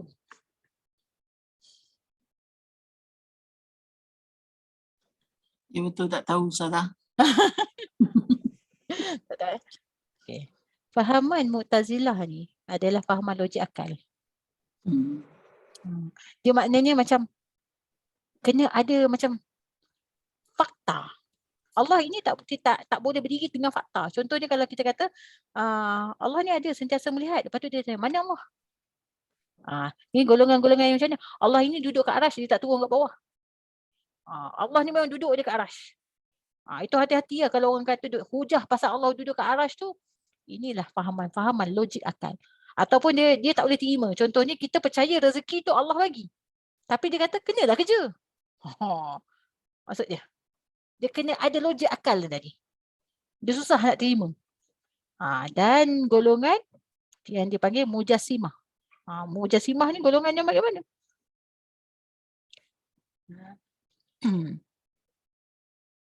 Kaum Mujassimah ni dia adik-beradik dengan kaum Musyabihah. Iaitu kaum yang menyerupakan Allah dengan sesuatu. Ataupun dia itu yang menjisimkan Allah. Mujassimah. Dia serupakan Allah dengan sesuatu. Setara. Contoh. Ayat yang kita kata macam yang pertamanya adalah yang dia gambarkan sesuatu yang menunjukkan akan Allah itu. Kalau agama-agama contohnya bagi agama-agama Yahudi kan, dia lukislah. Agama-agama kafir ni dia lukislah gambar Allah tu macam mana. Kalau kita tengok orang kafir kan, dia nampak angel dia macam mana, dia lukis. Kita tak boleh. Kita tak boleh nak menjisimkan ataupun memberi satu gambaran. Macam India, dia boleh nampak tu Tuhan dekat patung tu. Tuhan kalau tangan panjang tu Tuhan jahat tu. Bahaya. Dia lah Tuhan paling garang dia kata. Dia ada Tuhan yang lidah panjang pun. Dia ada Tuhan yang ular. Inilah golongan-golongan yang dia kadang-kadang dia menjisimkan Allah ataupun dia menyerupakan Allah dengan sesuatu. Maka kaum Mu'tazilah adalah yang meletakkan akal lebih tinggi daripada Al-Quran dan hadis. Dia letak lebih tinggi. Akal dia, Al-Quran kata macam ni, dia lebih tinggi lah. Mereka sentiasa membahas sifat Allah. Nampak? Ni. Sifat Allah boleh bahas tak? Tak boleh. Kita hanya boleh tahu. Allah ni maha pemurah. Pemurah macam mana? Sifat dia begini, begini, begini. Dia tak boleh nak cerita lebih. Yang senang kita kata, sifat Allah ni, dia zat dia tu kita tak boleh cerita. Zat tu mati je terus. Jangan hujah tentang zat. Tak ada orang boleh cerita tentang zat Allah. Sebab tu kita ni macam mana pun kita belajar, tinggi mana pun kitab kita, siapa guru kita, jangan letakkan diri kita melebihi sempadan laisa. Bahaya. Sempadan laisa maknanya kita ni dengan Allah dia ada ukur tara. Sampai takat tu boleh kita pergi. Lebih pada tu habis. Habis apa? Kita akan terjerumus kepada kesesatan.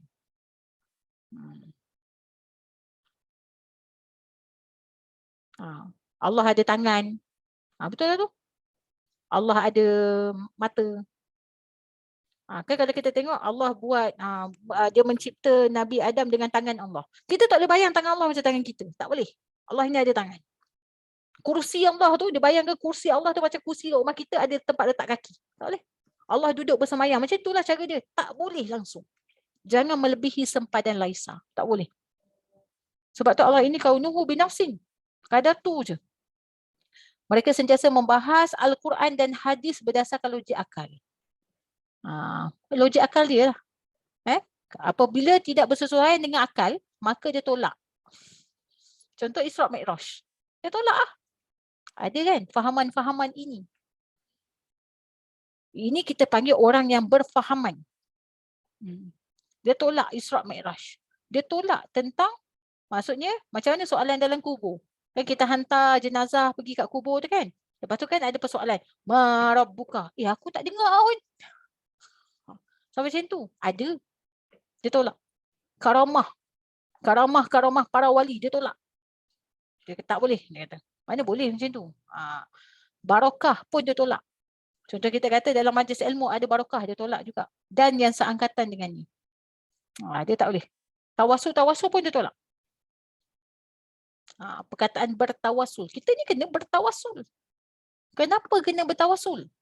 Tu ada hujah lebih tu. Ada orang dia tolak tawasul. Kita tak boleh tawasul dengan Rasulullah. Dia kata. Kita tak boleh bertawasul. Bertawasul ni maknanya kita macam menumpang ataupun kita berhajat kepada satu hajat kita melalui bertawasul tu maksud macam mana nak cakap? Kenapa? Sebab kadang-kadang kita ni belum suci lagi. Suci yang bagaimana? Sebab Allah ini bersifat suci. Pemakanan kita banyak syubhah. Pemakaian kita, pemakaian macam mana? Kita tak cek sabun mandi kita. Adakah halalan thayyiban?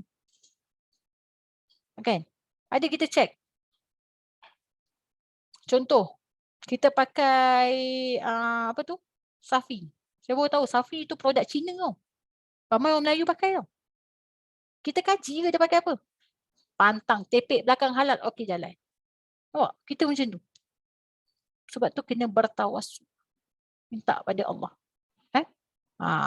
Keberkatan. Betul lah tu. Melalui keberkatan. Contohnya diorang ziarah makam-makam. Ini tolak makam. Ziarah makam. Tak boleh ziarah makam ni. Ada yang lebih ekstrim tu. Kalau dengar dia kata Rasulullah ini kita tak boleh nak selawat. Selawat melalui Rasulullah maknanya kita tak direct kepada Allah. Pun tak boleh. Kita nak sampai kepada Allah melalui baginda Rasulullah sallallahu alaihi wasallam. Allah dengan Muhammad berpisah tiada. Ini kunci dia. Nak masuk syurga, ya syurga itu rahmat Allah. Tapi kunci syurga syafaat baginda Rasulullah. Itu beza. Maka dari segi dunia ni banyak nak ikut apa? Ikutlah sunnah baginda Rasulullah sallallahu alaihi wasallam. Barulah sampai kepada ma'rifatullah kepada Allah. Tak boleh tinggal Rasulullah. Saya nak Allah tapi tak nak selawat. Tak boleh. Saya ni nak dekat dengan Allah Ustazah. Tapi kan saya memang tak suka hidupkan sunnah. Tak boleh. Kemuliaan yang Allah berikan itu. Ni paling panas hari ni adalah hujah tentang Nur Muhammad. Macam-macam hujah tentang Nur Muhammad. Memang tak keluar dengan hadis. Tetapi dia keluar dengan jumruh ulama' punya pendapat. Kita ni kalau tak tahu tak payah ambil tahu. Jangan kata orang yang beramal dengan Nur Muhammad ni sesat. Kita kalau tak sampai lagi makam tu tak payah ambil tahu. Kalau nak ambil tahu kita kena belajar. Bertalaki. Kemudian fahaman mujassimah iaitu kaum yang menjisimkan Allah, yakni menyerupakan Allah dengan sifat manusia seperti ada anggota, memulakan tempat dan sebagainya. Itu yang dia kata Allah duduk ke arash, Allah tak turun-turun. Macam mana Allah turun sampai langit ke-7 nak terima doa-doa. Dia persoalan. Kadang-kadang kita selalu dengar ni. Maka berhati-hatilah kita. Untuk supaya kita tidak termasuk dalam golongan-golongan ini. Kita masuk satu lagi page insya-Allah. Sifat iftikar, berhajat kepada sesuatu. Berkehendak tiap-tiap yang lain kepadanya. Alam dijadikan, mustahil ia qadim. Maksudnya, alam ini dijadikan, bukan semula jadi. Kita selalu guna perkataan semula jadi. Betul tak? Apa maksud semula jadi? Maknanya dia boleh hidup dengan sendiri. Kita panggil macam ini semula jadi, tak. Dia ada ciptaan, dia ada pencipta. Siapa pencipta dia? Allah Subhanahu Wa Taala. Dia ayat semula jadi ni dia tak. Dia bukan semula jadi. Semula jadi ni maknanya dia boleh jadi sendiri. Tetapi Allah lah yang menciptakan alam ini. Contoh kalau kita kata kita pergi dekat hutan kan. Oh, cendawan ni dia hidup secara semula jadi. Tak, ada penciptaan. Tiada memberi bekas segala perbuatan makhluk dengan tabiatnya. Allah juga memberi bekas. Sebab tu dekat bekas, perkataan bekas ni nanti kadang-kadang kita banyak jumpa dalam kitab. Allah memberi bekas segala perbuatan sesuatu dengan tabiatnya. Allah juga yang memberi bekas. Tiada memberi bekas, Allah tak ada bagi perbuatan kita ni, tak ada tabiat kita ni, tak ada bagi bekas kepada Allah. Tidak memberi bekas terhadap segala perbuatan. Allah juga yang memberi bekas. Bekas yang dimaksudkan dihujahkan asbab musabab. Kita pada peringkat kita kena asbab dan musabab. Tapi sebenarnya pada Allah tak perlu pun. Asbab nak sihat makan ubat. Contoh, makan ubat tu asbab. Bukan makan ubat tu sihat. Kita selalu khilaf kat sini. Macam mana tak? Macam mana nak sihat? Ubat pun tak makan. Nak mengatakan bahawa ubat tu yang bagi sihat. Tak. Ubat tu asbab. Itu dipanggil jalan syariat dan hakikat. Dinamakan sifat iftikar kerana berhajat sekalian yang baru kepada 9 sifat tersebut untuk berfungsi. Ada 9 sifat tersebut tadi, dia digunakan untuk berfungsikan kepada hajat tadi. Tanpa 9 sifat ini, satu zarah atau debu pun tidak mampu bergerak di alam ini. Nampak? Ingat senang-senang, kita duduk sapu debu. Tak apa kita tanya. Tutup pintu bilik tapi ada debu. Kadang-kadang kita tanya, ingat dia suka-suka. Nak jadikan satu debu pun kita tak boleh buat tau. Contohnya Kak Norifah, nanti tolong buat satu debu untuk saya. 7 hari, 7 malam tak tidur-tidur. Macam mana nak buat debu? Tak boleh. Saya bukan nak debu yang buat pakai tepung kak. Saya nak debu yang semula jadi. Macam mana nak buat? Kita ni ikut suka. Bukan mudah. Nak bergerak ni setiap zarah tu. Partikel zarah tu. Segala yang baru bergerak dengan dikudratkan oleh Allah. Kudrat Allah melazimi sifat iradat. Sifat iradat bergerak di atas ilmu. Ilmu bergerak di atas hayat. Nampak? Dia saling berkait. Dia tak boleh terpisah. Dia berkait. Segala gerak alam ini sama ada zahir ataupun gaib di bawah satu-satunya. Kita tak boleh kata banyak. Macam kita ni berkait. Macam mana hasil anak berkait dengan suami. Macam mana hasilnya kita berkait dengan mak ayah kita. Macam mana dia banyak lah. Macam mana nak dapat kerja berkait dengan bos kita. Macam mana nak dapat duit berkait dengan ni. Tapi pada Allah tidak ada. Dia boleh buat semua benda satu-satunya. Maka alam akan binasa jika ada 2 kudrat, 2 iradah, 2 ilmu, 2 zat. Haru biru alam. Dia tak boleh. Dia kena satu-satunya. Memahami sifat iftikar, Allah menghancurkan fahaman Qadariyah. Tadi Mu'tazilah, ini Qadariyah. Apakah golongan Qadariyah?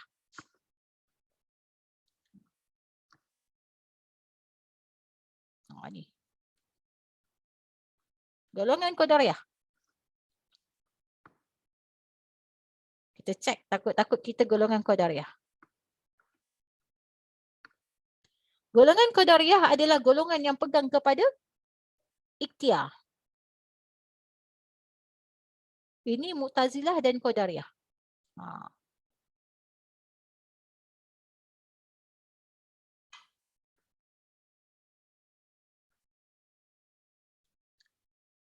Itu maksud dia lah. Kita tengok tadi apa.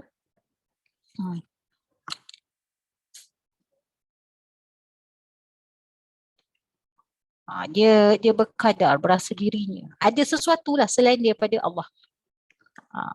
Ini golongan yang dia bertuhankan pada ikhtiar. Boleh ikhtiar. Tapi macam mana pun Allah juga. Contoh sakit, kena ikhtiar cari ubat. Bukan sakit. Nah, macam mana Allah dah bagi saya sakit Ustazah. Habis nak buat apa? Tak apalah, saya redha. Kalau makan tinggi boleh. Tapi jangan mengada-ngada. Contohnya tak makan ubat. Saya adalah golongan yang tak makan ubat hospital. Tapi Kak Ani jangan pandai-pandai lah tak makan ubat hospital kalau darah tinggi. Macam tu. Saya kalau sakit kepala, insya-Allah tak akan sentuh Panadol. So, berapa lama dah tak ambil Panadol? Hampir 7 tahun. Habis macam mana? Kita boleh tahan lah. Tapi Kak Norifah jangan pandai-pandai pula tiba nak ikut Ustazah. Takut-takut tolak je lagi kan. Ambulans, Nino. Kenapa yang tak nak makan Panadol nak jadi macam Ustazah? Tak boleh. Maknanya dia belum sampai tahap makam tinggi. Dia bukan maknanya kita dah ajar diri kita tau. Saya tak boleh. Tak tahu lah. Kalau pergi klinik tu kan dia bagi ubat macam tu sampah. Sebab ubat ada expired. Nak pergi jumpa doktor tu pun sebab nak tahu. Kita kan tak pandai nak baca darah tinggi ke, darah naik ke, apa degupan jantung ni normal ke, paru-paru ni tersumbat ke, elok ke. Itu sebab jumpa doktor, sebab dia pakar. Dia pakar bidang tu. Bukanlah kata doktor tu Tuhan. Tak. Allah bagi kepakaran pada dia untuk kita rujuk. Tapi kita tak boleh cakap, doktor ni memang bagus lah. Tanpa doktor ni saya tak akan sihat. Tak boleh. Itu lafaz syirik. Asbab. Sebab tu kadang-kadang kita perasan tak penggiliran. Saya mungkin serasi dengan doktor ni. Tapi saya kata, Kak, why not akak test dengan doktor ni? Kak Norifah pula tak serasi. Macam mana boleh tak serasi ya? Saya okey dengan doktor ni. Itu ditunjukkan kadar diri masing-masing. Bukan semua boleh pukul rata. Tak boleh. Kalau macam tu, wuyuk lah alam ni. Kalau seorang je doktor pakar semua pergi kat dia. Kadang-kadang kita rasi. Contohnya macam guru. Guru kan ramai kan. Tapi kenapalah dia rasi sangat dengan Ustazah Aisyah. Tak tahu lah nak kata apa. Maknanya memang dia rasi lah. Macam tu. Walaupun dia membebel kan. Harap rasi lah. Perasan pula Siti Aisyah. Contohlah. Maksudnya dia bersifat begitu. Maknanya Qadariyah ni dia macam Kak Norifah, akak tak payahlah buat deko-deko tu Kak. Nanti insyaAllah jadi je Allah bagi. Tu tak boleh lah. Tu makam tinggi lah. Katakan Ain tadi. Makam tinggi. Contohnya kita biasa dengar tak perkataan. Nanti akhir zaman nanti tak ada makanan. Kita zikir je kenyang. Biasa tak dengar? Dia kena ada latihan. Biasa. Lepas tu pun kita pun ikutlah kod tu. Sampailah ketua. Ikut kod ayat tu. Tak apa Ustazah. Kita tak perlu susah-susah. Nanti kita zikir. Kita test lah dulu. Hari ni zikir. Datang makanan nasi lemak depan mata. Zikir lagi sampai kenyang. Sebab itu orang baca Al-Quran. Dia baca Al-Quran. Dia pernah tanya pada guru dia. Dia kata, wahai Tok Guru, aku ni baca Quran. Bila aku baca Quran, adakah batal puasaku sebab aku baca Quran, aku menelan air liur aku terasa manis seperti kurma. Nampak? Kita belum sampai tahap tu lagi. Sebab kita tak lazimi. Kan? Maka cara dia macam mana? Praktis lah. Mungkin 3 tahun dah lazimi kan. Akan sampai. Macam contoh macam kita. Nak zikir. Test lah dulu. Zikir rasa tak manis lah. Takut-takut telan air liur pun tak hilang manis. Kena kejar. Faham tak maksudnya? Macam kadang-kadang saya nak cakap dengan orang macam ni. Tak boleh lah Ustazah. Nak simpan-simpan makanan nanti ada expired. Sebab tu kena ada ilmu. Orang bukan simpan beras saja jadi bubuk. Ada cara macam mana nak beras tu orang putih pandai. Dia simpan beras tu bertahun. Kita je tak amal. Kita kalau boleh nak fresh sokmo. Kita tengok orang Jepun. Negeri dia sejuk Ustazah. Negeri kita panas beras bubuk makan. Kat ni dia ada cara. Dia ada cara macam mana nak bagi tahan. Dia ada teknik. Contoh kita tengok kimchi kan. Kimchi tu lagi mahal, lagi lama tau simpan, lagi power. Kita ada buat? Tak ada. Kita tak tahu teknik dia. Kita duk kata lah dia makan tak sedap. Tak, dia ada. Penapaian tu kita tak ikut. Maka kena adalah fahaman-fahaman qadariyah ni yang bertuhan kepada kuasa diri. Bertuhan pada ikhtiar. Qadariyah adalah pecahan daripada Mu'tazilah pula, adik-beradik. Mereka berpegang kepada perbuatan manusia dicipta oleh kuasa manusia itu sendiri. Kita rasa takut-takut kita ni. Risau. Saya tak boleh percaya kalau saya duduk rumah. Ini kesan daripada saya masa dulu kan. Saya pagi-pagi bangun, start enjin bas. Saya panggil anak-anak sekolah. Contohlah. Ini contoh Kak Ani lah. Kak Ani tengah bawa bas kan. Tengah bawa bas sekolah. Saya tak boleh jadi macam ni Ustazah. Nak tengok saya dah steady macam ni. Kadang-kadang perbuatan kita itu rasa dengan perbuatan diri kita sendiri. Tanpa kita berlandaskan kepada Allah Subhanahu Wa Taala. Maka Allah tidak tahu akan perbuatan manusia itu melainkan setelah dilakukan. Ibarat macam Allah tak ada. Allah sudah tiada kuasa lagi atas manusia setelah diberikan kuasa hanya melihat dan memahati saja tindak tanduk manusia itu. Maknanya macam tak campur tangan lah. Kita buat ni macam Allah tak payah perlu campur tangan lah. Saya jadi macam ni Ustazah sebab masa 10 tahun dulu kan Ustazah. Saya pagi-pagi kan, saya start enjin bas. Tak ada orang budak nak naik. Contohlah. Habis apa Kak Ni buat? Kak Ni pakailah speaker pagi. Nak pergi sekolah ke tak? Contohlah macam tu. Kalau Kak Ni tak buat macam tu, macam mana orang nak tahu? Tanpa merasakan bahawa segala perbuatan itu adalah yang hakikatnya rezeki itu memang datang daripada Allah. Dia susah sikit lah. Dia nak ada macam nak jugalah diri dia. Sebab tu puji diri sendiri ni rupanya dosa. Allahu Akbar. Puji diri sendiri berdosa. Kita semua puji diri. Na'udzubillah min zalik, astaghfirullahalazim. Cantik tak mak buat? Cantik mak. Tengok siapa buat. Itu tanya. Puji diri sendiri tak? Sedap mak masak. Berani anak cakap tak sedap. Memang kena halau. Sedap mak. Tengoklah. Kan kita biasa. Biasa sangat. Biasa. Kadang-kadang dia puji diri sendiri tu rupanya dalam kitab Bidayatul Hidayah berdosa. Allahu Akbar. Kita hati-hati lah. Tapi kalau orang puji kita tu janganlah kita maki hamun dia pula kan. Maknanya kita lafazkan dengan Alhamdulillah. Terima kasih. Kak Ani ni macam dah ustazah dah sekarang. Contoh kan. Woi kau pahal panggil aku ustazah. Dia marah je. Maknanya bila orang panggil kita dengan driver ya? Aku driver kau kata ustazah tak? Contoh kan kadang-kadang kita rasa macam rasa macam peli ke apa kan. Baru saya faham. Apabila orang memanggil kita, tak kira lah dia peli, kita positif je lah. Lantaklah kalau dia nak peli kita pun, itu hati dia. Hati kita tetap positif contoh kan. Maka caranya bagaimana? Apabila kita menerima sesuatu pujian ataupun kita menerima sesuatu pandangan yang mulia terhadap diri kita, sebenarnya itu datang daripada pandangan Allah Subhanahu Wa Taala ke atas diri kita.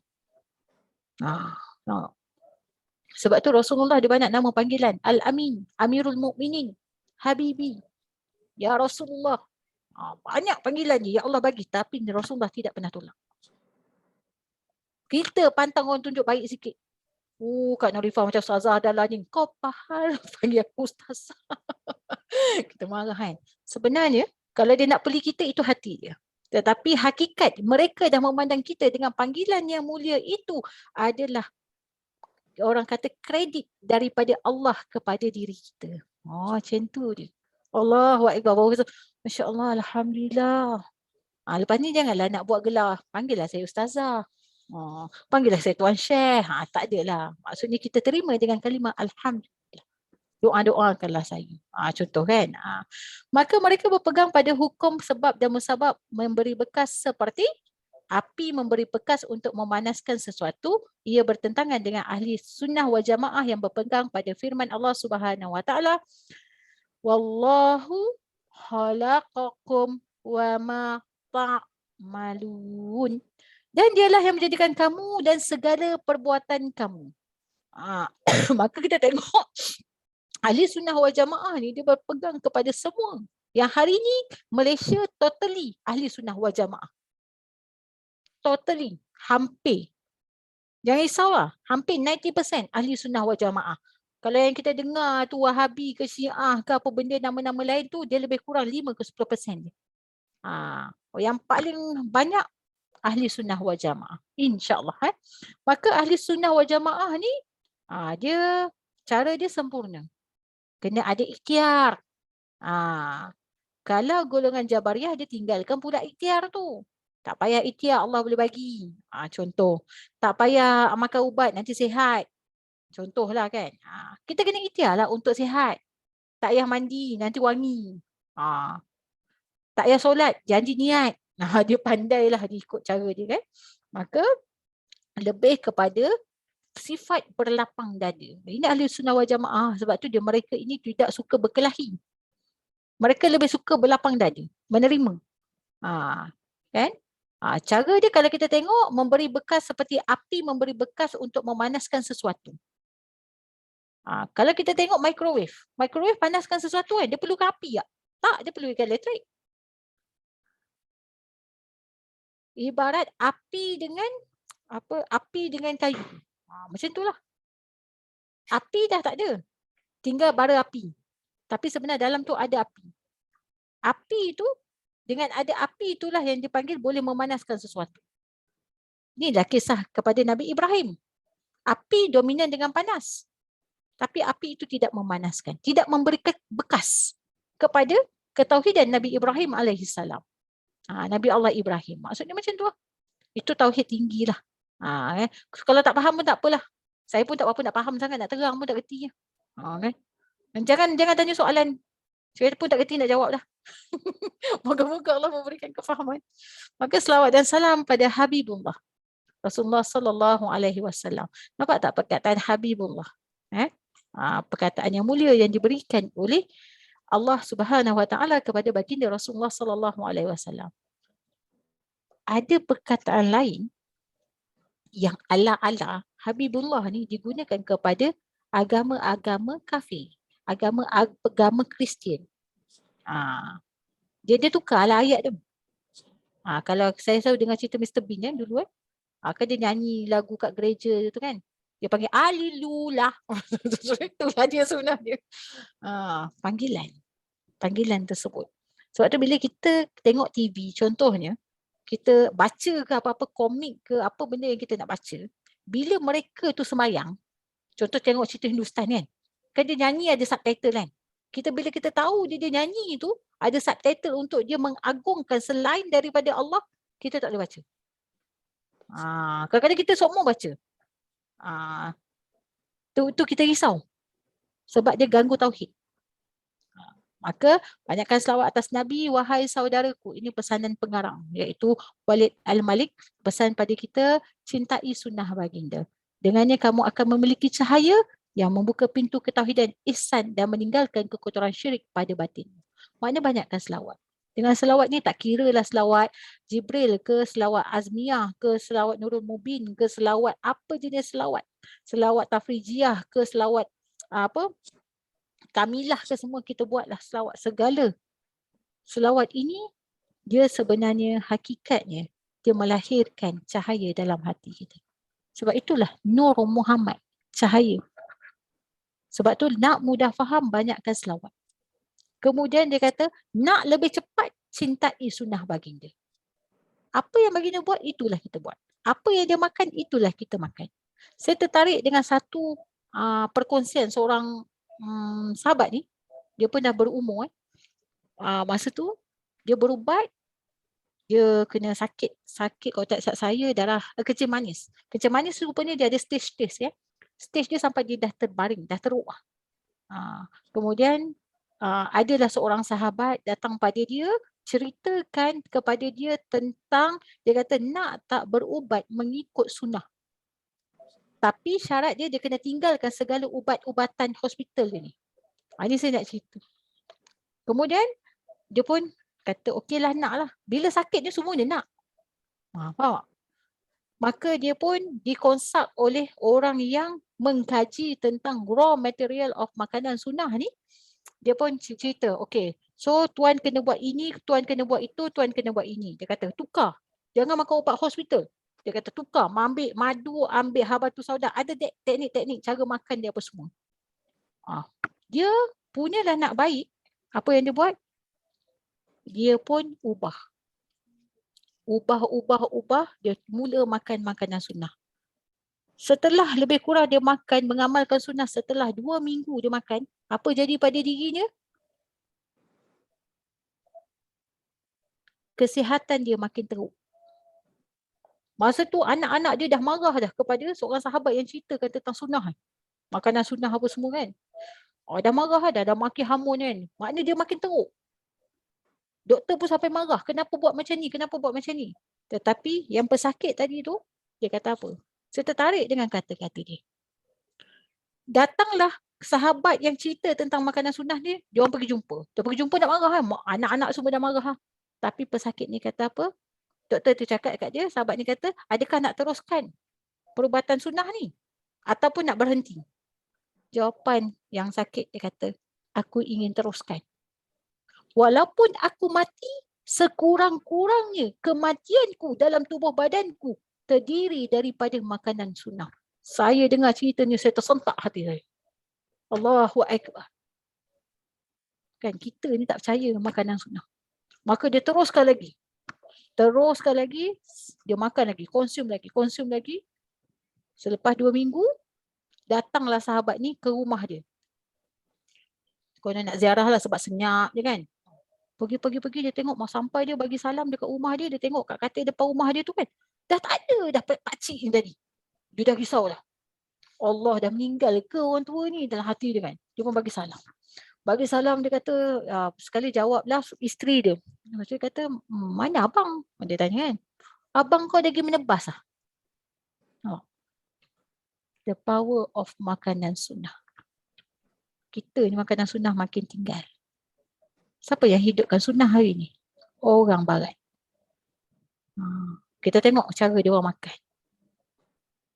Sebab tu makanan Arab ni bagus. Dia ada masam. Kita ni kena ada masam. Kita pantang masam. Masam dia dominan dengan tom yum. Dengan asam apa? Asam, bukan asam pedas. Asam apa? Asam manis yang apa? Benda entah nama. Yang dia boil. Betul? Letak lemon. Tu je yang dominan. Tapi makanan-makanan Arab macam mana pun, dia mesti ada sos dia masam. Sebab dengan masam tu lah dia neutralkan semua dalam tubuh badan kita. Allahu Akbar. Maka dengan kita berselawat nak lebih cepat adalah dengan kita cintai sunnah baginda Rasulullah sallallahu alaihi wasallam. Kita ikut je baginda. Lahir rasa rindu, rasa cinta kepada baginda. Lahirlah. Kalau tak ada, carilah. Pergi majlis-majlis maulid sampai kita boleh menangis untuk dia. Sampai kalau kita tak selawat tu dalam masa 1 hari, minimum selawat kita, kalau grup kita tu 300, sebenarnya 1000. Minimum. Maksimum unlimited. Orang kerja juta-juta. Kalau orang-orang di Indonesia juta, dia update dekat dalam grup tu juta. Saya pun kata dia orang ni tak ada kerja lain ke? Rupa-rupanya hati mereka dah mula berselawat sendiri. Tu ada latihan. Latihan bagaimana? Latihan dia dalam masa 40 hari dia tak boleh tinggalkan selawat kurang daripada 12,000. Tak boleh. Dia kena 12,000 mesti sampai. 40 hari. Kalau terkandas, mula balik 40 hari. Selepas itu barulah selawat itu boleh masuk dalam hati. Alhamdulillah. Moga-moga kita juga terpilih oleh Allah Subhanahu Wa Taala agar kita juga sampai tahap kita ini mencintai baginda Rasulullah sallallahu alaihi wasallam, agar ketika mana orang mencaci, menghina Nabi, kita juga merasa kesan. Itu kita nak sampai kepada tahap itu. Sampai tahap tu tak boleh. Moga-moga Allah memberikan kefahaman. Saya mohon ampun dan maaf banyak salah silap saya. Kalau terkurang terlebih itu, kurang tu memang saya, terlebih cakap pun saya. Yang baik itu semua datang daripada Allah. Kefahaman itu moga-moga Allah berikan kita sebagaimana kefahaman para rasul, para nabi, para anbiya pada kita kan. So saya tak nak buka soalan sebab jadi kalau buka soalan jadi kan dia tanya saya pun pening nak jawab. Sebab saya pun dah on the way pening kan ni. Jangan bagi saya hujah lagi. Moga-moga Allah bagikan kefahaman kepada kita semua.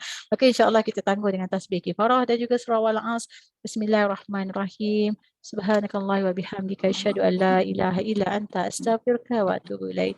Bismillahirrahmanirrahim. Al-As innal insana lafi khusr illal ladzina amanu wa amilus solihat wa tawasaw bil haqq wa tawasaw bis sabr. InsyaAllah esok pagi kita ada bacaan Yasin secara online bersama dengan Kelas Usahawan Gombak.